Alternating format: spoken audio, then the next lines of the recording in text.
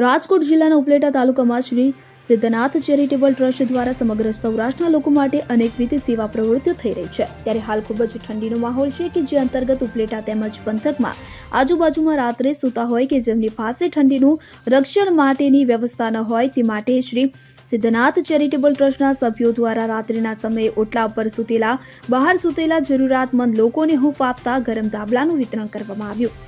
આ વિતરણમાં સિદ્ધનાથ ટ્રસ્ટના જયેશભાઈ ત્રિવેદી, જગદીશભાઈ પૈડા, વિક્રમસિંહ સોલંકી, મનુભાઈ બારોટ, દિનેશભાઈ રાણીંગા, કિશોરભાઈ સોલંકી, દિલીપભાઈ સોલંકી, સાગરભાઈ સુવા, નીલુભાઈ ગોંધિયા, ભરત બાસોપિયા વગેરે જોડાયા હતા। તેમજ આ સમયે ખાંભાના સ્વામી વિષ્ણુપ્રસાદ સ્વામી તેમજ બાલકૃષ્ણ સ્વામી પણ આ ધાબળા વિતરણમાં સાથે જોડાઈ અને આશીર્વાદ આપ્યા હતા। નમસ્કાર, જયેશ ત્રિવેદી, પ્રમુખ સિદ્ધનાથ ચેરિટેબલ ટ્રસ્ટ।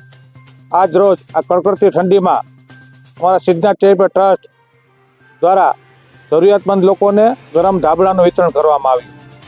આ ધાબળા વિતરણમાં ખાંભા સ્વામિનારાયણ મંદિરના શ્રી વિષ્ણુ સ્વામી તથા વાસુદેવ સ્વામી ઉપસ્થિત રહી અને લોકોને ધાબળા વિતરણ કરી અને આશીર્વાદ આપવામાં આવ્યા।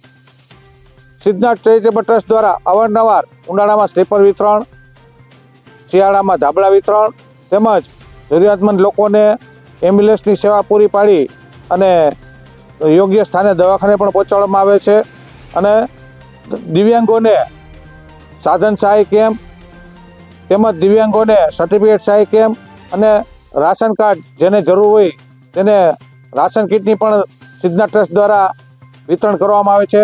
આ સિદ્ધનાથ ટ્રસ્ટના વિતરણમાં અમારા જગદીશભાઈ પૈડા, વિક્રમસિંહ સોલંકી, મનુભાઈ બારોટ, સાગરભાઈ સુવા, નીલુભાઈ ગોંધિયા, પાદરિયાભાઈ અને દિનેશભાઈ રાણીંગા અનેક કાર્યકરો સહભાગી થયા।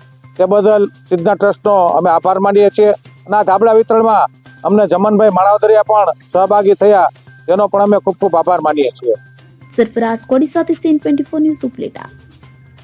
હવે જુઓ દેશ દુનિયાની તમામ ખબરો તમારી આંગળીના ટેરવે।